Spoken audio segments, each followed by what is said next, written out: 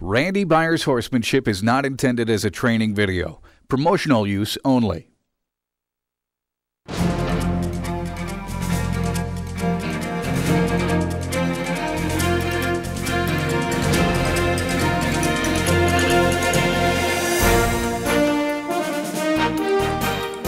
Welcome to Randy Byers Horsemanship. Do you want to be the leader or the subordinate when you're under saddle on a 1,000-pound horse? Nature's way is to have one of each. Randy Byers will show you how to change your behavior to assume leadership. Randy Byers has spent many years learning how to better communicate with horses. He uses his vast knowledge and experience to start at the foundation of horsemanship, to build confidence and reduce fear in horse and rider. He wants to show you a better and safer way to handle your horse. He truly believes that any horse can be respectful and responsive.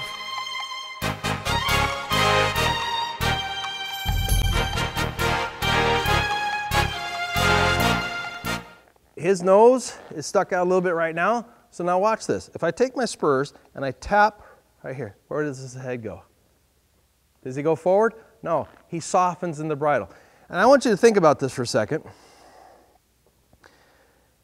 If we always have to pull our horses to soften them, we're always going to have to pull them, right? So if I want to ride this horse, say in the future, with a draped rein, like a reining horse, and my horse starts getting nervous and putting head, I want to be able to tap that horse and say, get off that bit. I like this horse with a high crest. Some horses, they put their nose down in the dirt and they got this long top line. Every horse is a little bit different, okay? So I ride the horse conformationally correct for that horse. Remember, there's 5 body parts: head, neck, shoulders, rib cage, hind end. So I break the horse up in these 5 body parts and I work on one body part, I work on one body part, I work on one body part, I work on another, and then what do? I put them all together, okay? So when we lose control of a horse, if the horse won't stand still, it's because we've lost control of what? One or more of those body parts. So now watch this. So there's many ways to steer a horse. So when you put your horse into training with me, I'm going to be showing you and helping you understand there's more ways than one to turn a horse. So right now, I'm turning him with the left rein, right?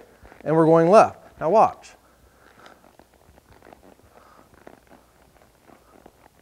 Now which direction are we going? We're going right. Now we're going left. Steering has really nothing to do with your hands, does it? Okay? So if you notice, you'll notice, there you go, my hands kind of help the horse, but he's steering off my seat and legs, isn't he? Okay? So good. So that's talking about the front end steering. Well, we can do lots of things with that. We can turn the horses this way. We can turn the horses that way. Okay? And we can also tighten up the circle where he can just what? Do what? Pivot on the back end. Okay? Now, do you notice my hands? You don't see me crossing over here. You don't see me real wide. You don't see me real narrow. You don't see me yanking this horse around. My hands are quiet. Okay? Now watch. When I ask my horse to turn, what I'm doing is I'm supporting the horse's head and neck. He's going off of my seat.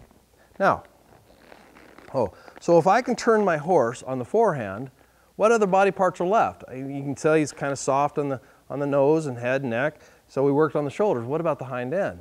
Okay, so guess what? All I had to do is tell him, I want you to pivot your hind end around. Notice, look at his front left foot. He's drilling a hole in that ground most of the time. I got off a little bit right there. So he should be pivot. He should just plant that foot, okay, and just pivot on that hind end. And this is what I'm going to do with your horse here. I'm going to establish shoulder control and what? Hip control, right? Now once you establish, and that kind of shows you how I have control of the two separate body parts here without him pulling and pushing and stuff, and he's nice and soft and there. I'm still using contact with him. I'm not draping the rein yet. He's not ready for a draped rein. I still want to control him and still have contact. I'm sure you guys would want to keep your horses with contact as much as you can. You don't want to drape those reins off.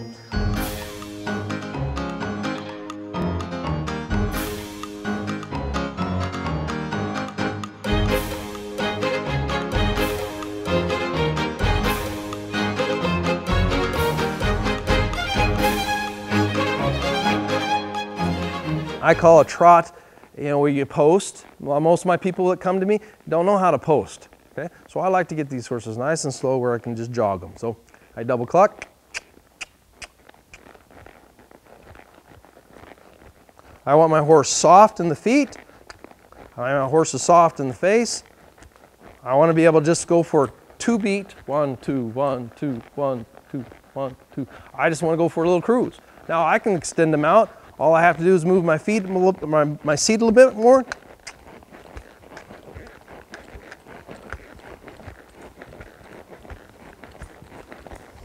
And he moves out a little bit faster. But then I can say, nah, I want to go back into a jog. Okay? But what's this required me to do? Being able to have an independent seat, right? Okay, so that is what? That's the 2-beat gait. That's both a trot and a jog. But now, let's talk about the canter, the lope. Okay? A change of gait is not a change of speed. So if most horses and people that ride horses, when they get into a canter or get into a lope or a hand gallop, they could do what? Walk, trot, and a canter. They go faster and faster and faster, right? But if a change of gait is not a change of speed, shouldn't the canter be any speed you want? And if people go from walk, trot to canter, they go from 4-beat to 2-beat to 3-beat, shouldn't they be able to just go from maybe a 4-beat to a 3-beat? Or should they be able to go from no beat, okay, into what? A 3-beat. So the challenge that I do with your horses, when you bring your horses in training, is I want to control impulsion and I want to control speed. So I want to say to this horse, I want you to do a 3-beat gait, which is a canter, but I want you to do it when I ask for it, not whenever you feel like it, okay?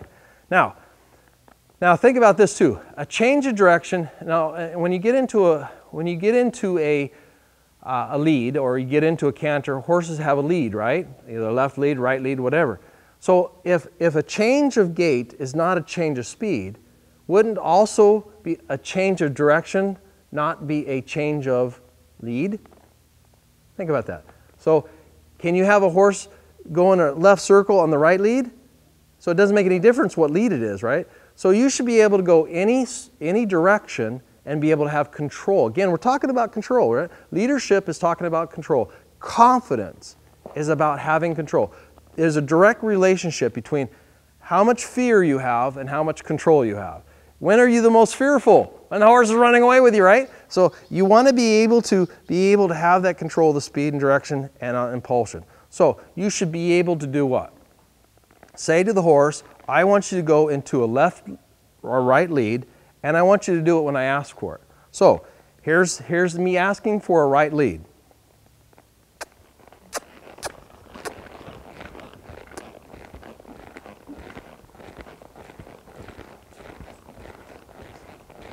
Now I'm going in a right circle on the right lead.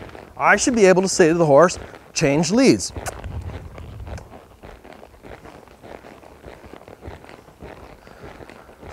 Now change leads again.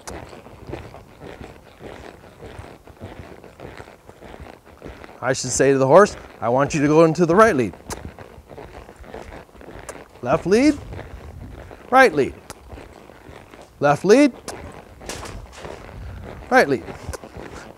And when I ask you to stop, oh, be able to stop.